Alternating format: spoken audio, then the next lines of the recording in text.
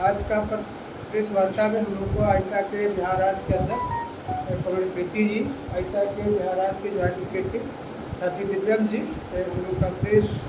Conference में उपस्थित है। इस प्रेस कॉन्फ्रेंस का मूल एक बातचीत हम लोग की जो आम चुनाव में छात्र युवाओं का मोदी सरकार के खिलाफ जो जनादेश मिला है, इसके खिलाफ हम लोग मोदी सरकार से शिक्षा विभाग के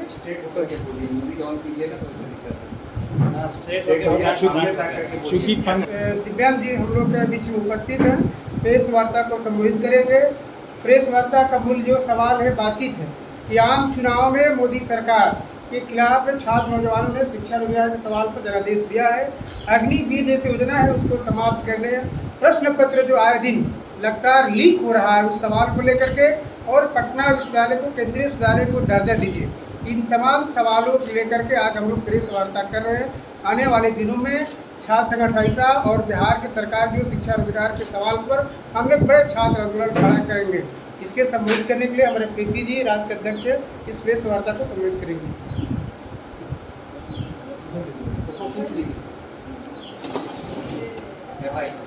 आराम से सबको सीधा कर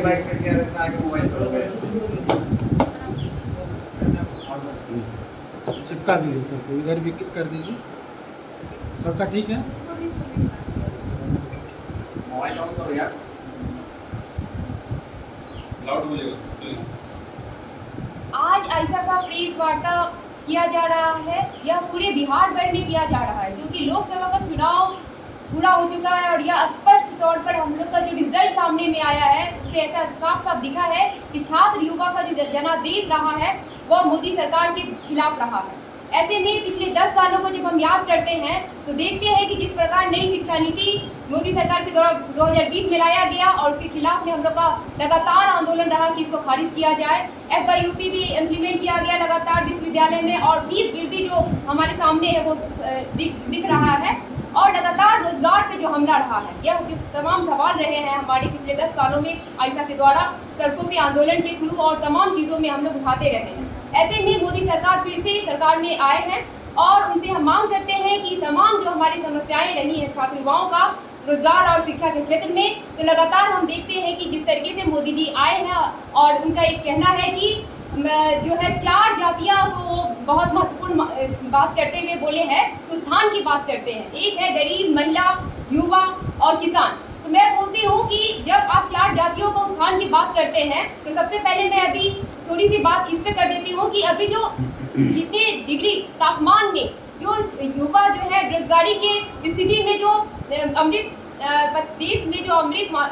75वां अमृत महोत्सव मनाया जा रहा है, और ऐसे में जो 45 से 46 डिग्री तापमान में जो सड़कों के किनारे रोजगार के लिए 75 रुपया कमाने को मजबूर जो महिलाएं और गरीब और युवाएं जो दिख रहे हैं, और ऐसे में जो बिहार में 79 लोग जो है गर्मी की हालत के कारण वो मर गए हैं, तो उसके उत्थान कब कीजिएगा जब वो बचेंगे? तो थोड़ा उस पर देखिए। और लगातार जो शिक्षा रोजगार पे जो हमला है उसमें हम लोग मांग कर रहे हैं शुरू से ही कि आप न्यू एजुकेशन पॉलिसी के तहत हायर एजुकेशन इम्प्लीमेंट करके जिस तरीके से विश्वविद्यालय को कर्ज में डुबा करके तमाम छात्र युवाओं को एक तरीके से बोला जाए तो फीस वृद्धि होने के कारण लोन लेने पे मजबूर होकर के, और अभी जो लोन चुकाने में असमर्थ है, ऐसे में तमाम गरीब, दलित, शोषित, वंचित जो बच्चे हैं वो शिक्षा के क्षेत्र से बाहर हैं। और रोजगार की बात करें तो पूरे 45 वर्षों में देखा जा रहा है कि जिस तरीके से बेरोजगारी दर जो है 21.11 से भी अधिक पहुंच गया है, और ऐसे में बेरोजगारी दर जो लगातार बढ़ते रहा है, और तमाम केंद्र सरकार के अधीन जो सरकारी पद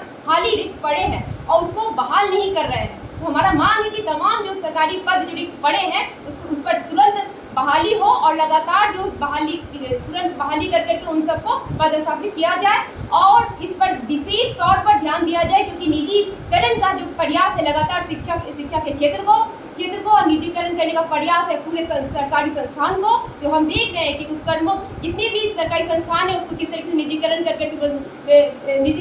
उसे एक तरीके से पूंजीपतियों के हाथ में डाला जा रहा है। ऐसे में तमाम जो महंगाई बढ़ रही है वो हमारे सामने है। तो शिक्षा और रोजगार के क्षेत्र को किस तरीके से बचाया जाए, इसमें हम सबका जो आंदोलन है वो आने वाले दिनों में तो आएगा ही, रहेगा ही, आगे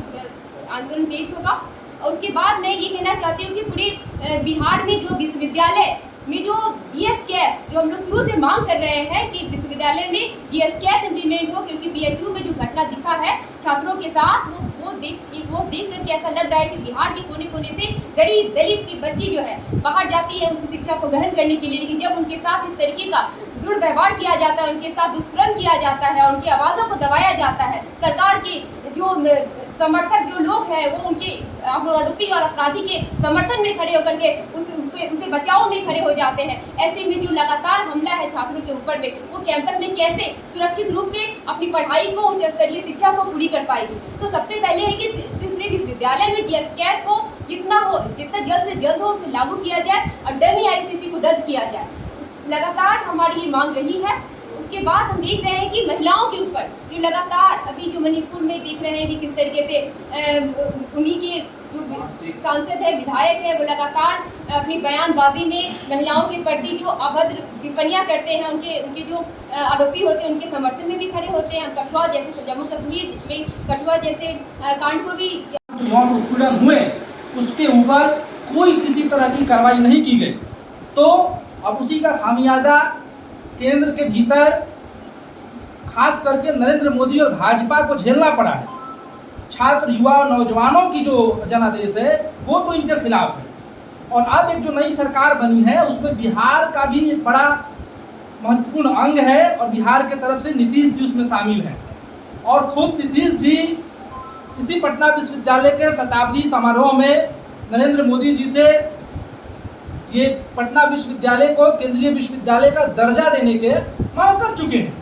तो अब हम ये मांग करते हैं कि नीतीश जी सत्ता के हिस्सा हैं, मंत्रिमंडल के हिस्सा हैं, बिहार के भीतर बिहार की जनता ने उनको एक ठीक ठाक सीट दिया है,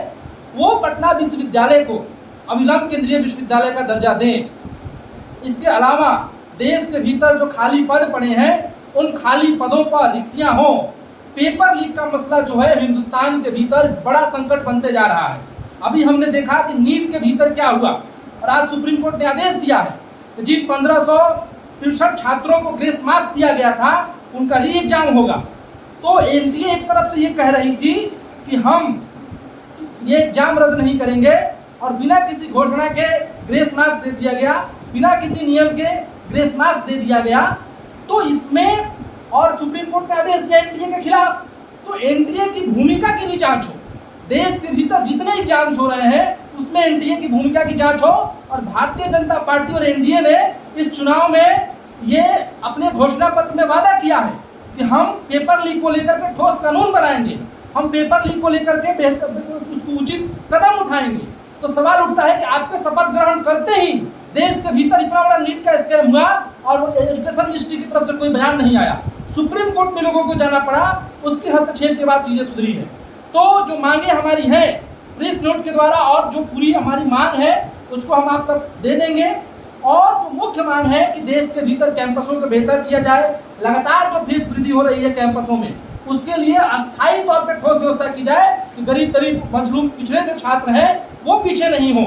इसके अलावा जो एनईपी है उसको सरकार रिव्यू करे, देश के तमाम सरकारी पदों को भरे और अग्निवीर योजना को खत्म करे। अग्निवीर योजना खत्म करने की मांग बिहार के जदयू के लोग जदयू भी करती रही है, जो अब सरकार के हिस्सा है। और अभी हम हाल में देख रहे हैं कि उत्तर प्रदेश में आउटसोर्सिंग से लोगों को भर्ती करने की ये भाजपा की सरकार ने वहाँ नोटिफिकेशन जारी किया है। तो इसके खिलाफ हमारा है, और इन तमाम मांगों को केंद्र सरकार अविलंब सुने, मांगे, नहीं तो देश के भीतर जो 10 सालों में बड़े अलग अलग आंदोलन देखे गए, बड़े आंदोलन छात्र युवा आंदोलन को झेलने के लिए, उसको फेस करने के लिए तैयार रहे। कुमार दिव्या, ऐसा राष्ट्रीय जिन्होंने सरकार का गठन किया उनके छात्र युवाओं की उम्मीद है, और हम उनसे ये मांग कर रहे हैं कि देश के भीतर भारी बेरोजगारी, भारी फीस वृद्धि, इन तमाम सवालों पर नई जो सरकार निर्वाचित हुई है वो कदम उठाए।